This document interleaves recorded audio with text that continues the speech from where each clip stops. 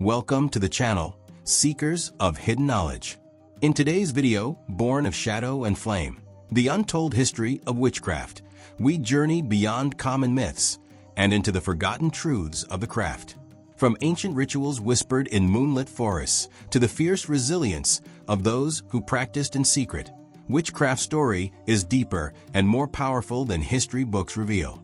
Together, we'll uncover its origins, explore how it evolved across cultures, and reveal the forces, both divine and mortal, that shaped it. Prepare to challenge what you think you know and step into the shadows where real history burns. Born of Shadow and Flame, the untold history of witchcraft. Witchcraft is one of humanity's oldest and most controversial traditions, an art woven from shadows, fire, reverence, fear, mystery, rebellion, and survival. Although modern interpretations often soften its image, the true history of witchcraft is defined by centuries of spiritual empowerment, cultural suppression, misunderstood knowledge, and the enduring human search for power beyond the ordinary world. To understand witchcraft fully, we must walk through the darker corridors of the past, where religion, politics, societal anxiety, and folk magic collided. Only then can we see how the craft survived against astounding odds and why it remains alive today. At its heart, witchcraft is not a singular tradition. It is a tapestry of practices, beliefs, and spiritual systems spanning continents and millennia. From the healing ceremonies of ancient priestesses to the cunning folk of medieval Europe, from the shamans of Siberia to the spiritual mediums of Africa and the Americas, the figure we call the witch has existed in nearly every culture. And yet, the word, which has not always meant something dark or evil. In many societies, it once referred to healers, midwives, seers, astrological readers, herbalists, and spiritual guardians, people who stood between the natural and supernatural worlds. Only with later political and religious transformation did the witch become a figure feared, hunted, and demonized. Origins in the ancient world. The roots of witchcraft stretch far deeper than the medieval period often associated with it. Early humans lived close to the land and relied on those who could interpret natural forces. Ancient shamans and wise women were believed to communicate with spirits, heal the sick, protect the tribe, and ensure good harvests.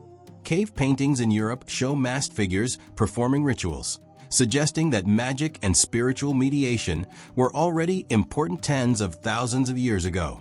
In Sumer, one of the world's earliest civilizations, magical practitioners used incantations and ritual offerings to banish illness and evil spirits. Egypt, too, blended magic seamlessly with religion. Their priests wielded Heka, a sacred force believed to control reality, and spell books, such as the Egyptian Book of the Dead, contained instructions for navigating the afterlife. Greek and Roman societies respected magic even while regulating it. Oracles, mystics, and priestesses served temples, while philosophers wrote on astrology, divination, and spiritual forces. It is in this world that the archetype of the witch begins to take recognizable form, not yet feared, but powerful. Those who understood nature, understood the unseen, and guided others in matters beyond the mundane world. From reverence to condemnation, the turning point for witchcraft in European history began with the rise of Christianity. The new religion sought to separate itself from pagan practices and root out spiritual competition. Early Christian doctrine was not universally hostile toward magic, but over time, church authority redefined witchcraft as dangerous and spiritually corrupt. What had once been viewed as wisdom became recast as devil worship. By the Middle Ages, several forces pushed the image of the witch into darkness. The church's desire to control spiritual life, removing the population from the influence of wise women, folk healers, and local magical traditions. Widespread fear of the devil, intensified by theological writings linking witchcraft with demonic forces. Social and economic instability, including famine, war, and disease, which made the public desperate for scapegoats. Popular stories spread of witches flying to Sabbats, making pacts with the devil, poisoning wells, summoning storms, and using the evil eye to curse livestock and crops. Whether people truly believed these myths or not, the fear they generated was real and devastating. The witch hunts, a reign of terror. Between the 15th and 18th centuries, Europe and later colonial America saw one of the greatest mass persecutions in history. The witch hunts were not a single event, but a series of legal, religious, and cultural crusades that killed an estimated 40,000 to 60,000 people, though some scholars suggest much higher numbers. The publication of the Malleus Maleficarum, the Hammer of Witches, in 1487 fueled the hysteria. This infamous manual explained how to identify, interrogate, torture, and execute supposed witches. It spread through Europe with the help of the printing press and became a foundation for witch trials for centuries. Although both men and women were accused, the witch hunts disproportionately targeted women, especially those who were widows, healers, midwives, poor women, women with land or property, women who did not conform socially. The trials often relied on torture to extract confessions. Once accused, few survived. Trials became communal spectacles, warnings designed to keep the population obedient and spiritually compliant. Ironically, many of the accused were skilled herbalists or folk healers who used remedies passed down through generations.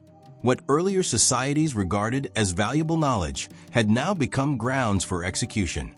Cunning folk and the hidden tradition. Yet even during the height of persecution, witchcraft never disappeared. Much of it simply went underground. Rural communities depended on local magical practitioners, sometimes called cunning folk, wise women, or folk doctors, to treat illnesses, protect against curses, interpret dreams, and assist in childbirth. These practitioners survived by framing their work as Christian rather than pagan. A healer might use prayers, psalms, or small crosses alongside herbs or amulets. Magic lived on, disguised, but still present. This hidden tradition kept the knowledge alive for centuries. Even after the witch hunts began to decline in the 1700s, folk magic continued quietly in villages, forests, and countryside homes. The church may have claimed victory, but the practice of witchcraft had merely found a new shape. Witchcraft beyond Europe. The story of witchcraft is not limited to the Western world. Every continent holds its own traditions, many of which predate European influence and remain active today. Africa. African societies have long recognized spiritual intermediaries, herbalists, diviners, and mediums. These practitioners often work with ancestor spirits, natural forces, or community protection rituals. However, colonialism and later missionary religion created deep cultural conflict, redefining many traditional practices as witchcraft, a term associated with evil and misfortune. The result was the same pattern seen in Europe: fear, repression, and social tension. The Americas. Indigenous tribes across North and South America practice shamanism, dream work, spirit communication, and healing rituals. Many of these systems were outlawed under colonial rule, but their knowledge survived through oral tradition, hidden ritual, and cultural resilience. Asia. In China, Japan, Korea, India, and other Asian regions, magical and spiritual systems, such as Taoist sorcery, Shinto mediumship, Tibetan spirit practice, and Vedic ritual developed independently. These traditions often blended seamlessly with medicine, astronomy, psychology, and ancestor worship. The Caribbean. In the Caribbean, systems such as Vodou, Obeah, Santeria, and Palo Monte arose from a blend of African traditions, Catholic symbolism, and indigenous practices. Colonial authorities often criminalized these systems, fearing their ability to unify, enslave people, and resist oppression. Across the globe, witchcraft represented more than magic. It was a form of identity, resistance, healing, and cultural memory. The birth of modern witchcraft. By the 19th century, scientific progress and social reform began to challenge old superstitions. Laws banning witchcraft were slowly repealed. Interest in spiritualism, esoteric studies, ceremonial magic, and anthropology ushered in a new era of curiosity rather than fear. The true transformation came in the 20th century, when researchers, folklorists, and occult practitioners began to reclaim witchcraft not as a crime, but as a spiritual system.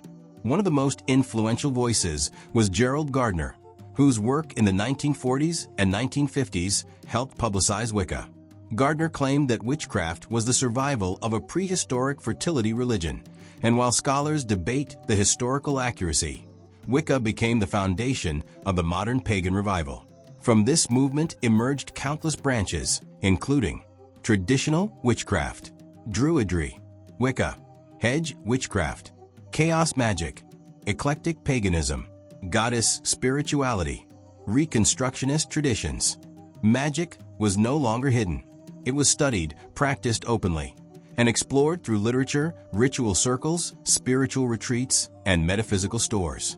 Instead of being feared, witchcraft became a path toward empowerment, nature reverence, self-discovery, and ancestral connection.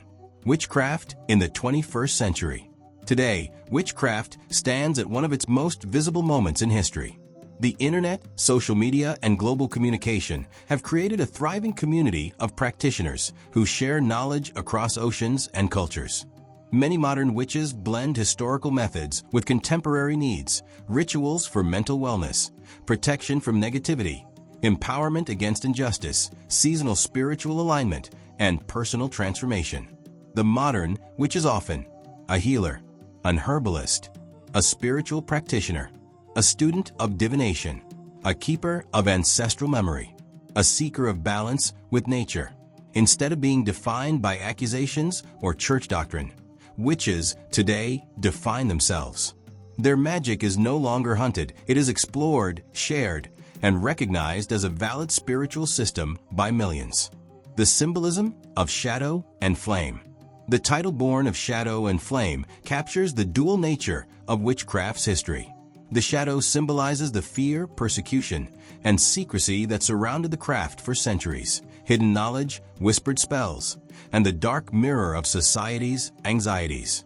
The flame, however, represents illumination, spiritual insight, personal power, ancestral fire, and the burning determination that kept witchcraft alive despite every attempt to destroy it.